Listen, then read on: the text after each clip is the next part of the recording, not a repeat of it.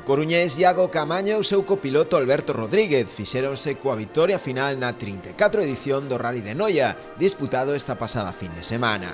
A proba organizada pola escudería Berberecho era a segunda do calendario do Campeonato Galego na modalidade de asfalto, despois da disputada na Coruña o pasado mes de febreiro.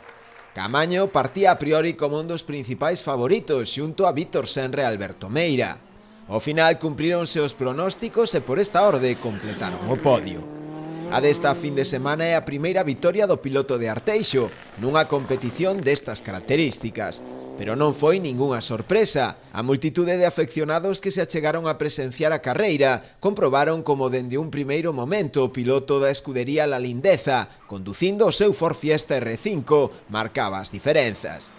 A edición deste ano contou ademais con importantes novidades. Unha delas foi precisamente na primeira xornada, coa disputa dun tramo urbano cronometrado que se desenvolveu na zona de Labarta, a carón do Parque Pechado, e que comprendeu zonas tamén de Barro e do Paseo Marítimo.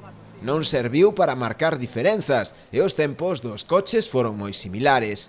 O que sí, o tramo reuniu a un gran número de afeccionados, dándolle maior atractivo e seguimento á competición. Como é habitual, a meteoroloxía condicionou tamén en boa parte a proba. Foron numerosos os incidentes e tamén os abandonos, aínda que por fortuna non houbo ningún de consideración. O máis salientable a suspensión do tramo Stark da tarde do sábado, ao non cumprirse as mínimas condicións de seguridade.